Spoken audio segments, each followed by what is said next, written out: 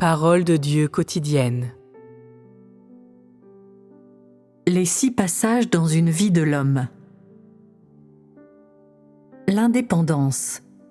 Le 3e passage. Une fois qu'une personne a passé à travers l'enfance et l'adolescence et a graduellement et inévitablement atteint la maturité, l'étape suivante est de dire un adieu définitif à sa jeunesse, dire au revoir à ses parents et de faire face à la route qui l'attend en adulte indépendant. À ce point, elle doit confronter toutes les personnes, tous les événements et toutes les choses auxquelles un adulte doit faire face, affronter tous les maillons de la chaîne de son destin. C'est le 3e passage par lequel une personne doit passer. 1. Après être devenue indépendante, une personne se met à expérimenter la souveraineté du Créateur. Si la naissance et la croissance sont la période préparatoire du périple d'une personne dans la vie, en posant la pierre angulaire de son destin, alors son indépendance est le soliloque d'ouverture du destin d'une personne dans la vie. Si la naissance d'une personne et sa croissance sont la richesse qu'elle aura amassée pour son destin dans la vie, alors l'indépendance d'une personne se révèle quand elle commence à dépenser cette richesse ou à y ajouter. Quand on quitte ses parents et on devient indépendant, les conditions sociales auxquelles on fait face et le genre de travail et de carrière qui s'offrent à soi sont tous deux décrétés par le destin et n'ont rien à voir avec ses parents. Certaines personnes choisissent un bon cours de spécialisation dans une institution d'études supérieures et finissent par trouver un emploi satisfaisant après l'obtention du diplôme, faisant ainsi un premier grand pas triomphant dans le voyage de leur vie. Certaines personnes apprennent et maîtrisent de nombreuses compétences et pourtant ne trouvent jamais un emploi qui leur convienne, ni ne trouvent leur poste, encore moins ne font carrière. Dès le début de leur voyage de la vie, elles se trouvent contrariées à chaque tour, en proie à des ennuis, avec des perspectives lugubres et une vie incertaine. Certaines personnes s'appliquent avec diligence à leurs études, mais manquent de justesse toutes leurs chances de recevoir un enseignement supérieur et semblent vouées à ne jamais atteindre le succès, leur première aspiration dans le voyage de leur vie fondant comme neige au soleil. Ne sachant pas si oui ou non la route est lisse ou rocheuse, elles sentent pour la première fois comment la destinée humaine est pleine de variables et considèrent donc la vie avec espoir et effroi.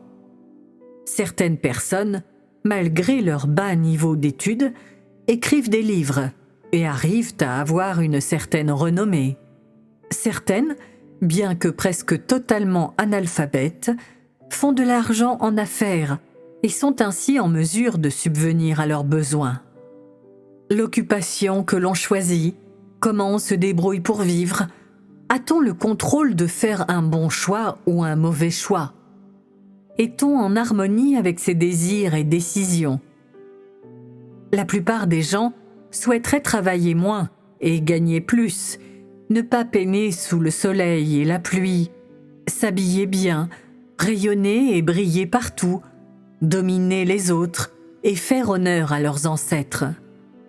Les désirs des gens sont si parfaits, mais quand les gens font leur premier pas dans le voyage de leur vie, ils viennent peu à peu à réaliser à quel point la destinée humaine est imparfaite, et pour la première fois, ils saisissent vraiment le fait que si l'on peut faire des plans ambitieux pour son avenir, si l'on peut établir des fantasmes audacieux, personne n'a la capacité ou le pouvoir de réaliser ses propres rêves. Personne n'est en mesure de contrôler son propre avenir. Il y aura toujours une certaine distance entre ses rêves et la réalité qu'il faut affronter. Les choses ne sont jamais comme on aimerait qu'elles soient, et face à ces réalités, les gens ne peuvent jamais obtenir la satisfaction ou le contentement. Certaines personnes vont même faire tout leur possible, consentir de grands efforts et de grands sacrifices pour améliorer leurs moyens d'existence et leur avenir dans un effort de changer leur propre destin. Mais à la fin, même si elles peuvent réaliser leurs rêves et leurs désirs par leur propre travail dur, elles ne peuvent jamais changer leur destin. Et peu importe la façon dont elles essaient avec acharnement, elles ne peuvent jamais aller au-delà de ce que le destin leur a réservé.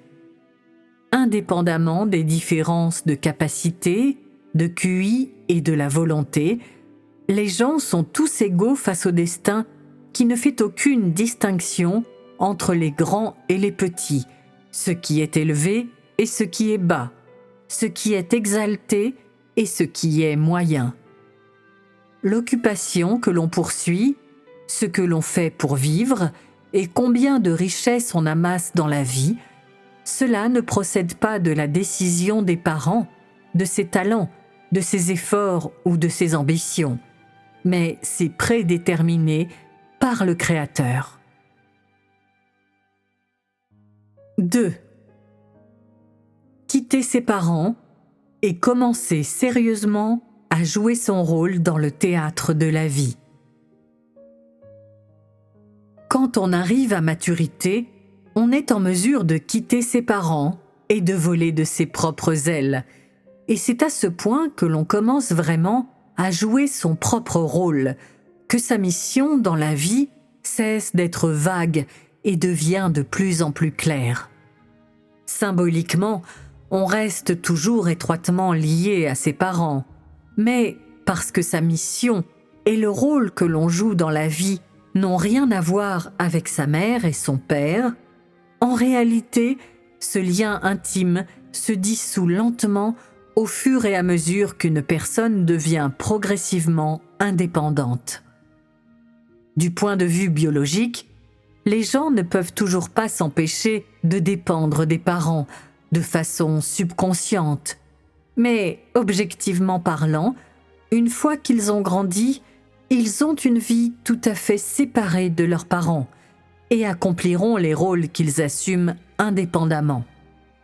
En plus de la naissance et de leur mission éducative, la responsabilité des parents dans la vie d'un enfant est tout simplement de lui fournir un environnement formel pour grandir, car rien en dehors de la prédestination du Créateur n'a une incidence sur le destin d'une personne. Personne ne peut contrôler le genre d'avenir qu'une personne aura. Cela est prédéterminé longtemps à l'avance, et même pas ses parents ne peuvent changer son destin. En ce qui concerne le destin, chacun est indépendant et chacun a son propre destin. Ainsi, aucun parent ne peut empêcher le destin de quelqu'un dans la vie ou exercer la moindre influence sur le rôle que quelqu'un joue dans la vie. On pourrait dire que la famille dans laquelle on est destiné à naître et l'environnement dans lequel on grandit ne sont rien de plus que les conditions préalables à l'accomplissement d'une mission dans la vie. Elles ne sauraient en aucune façon déterminer le destin d'une personne dans la vie ou le genre de destin qu'une personne aura en cours de l'accomplissement de sa mission. Et donc, aucun parent ne peut aider quelqu'un dans l'accomplissement d'une mission dans la vie.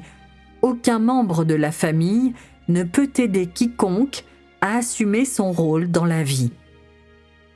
La manière d'accomplir sa mission et le genre de milieu de vie où réaliser son rôle sont entièrement déterminés par son destin dans la vie. En d'autres termes, il n'y a pas d'autres conditions objectives capables d'influer sur la mission prédestinée par le Créateur pour la personne. Tous les hommes parviennent à la maturité dans leurs environnements de croissance particuliers.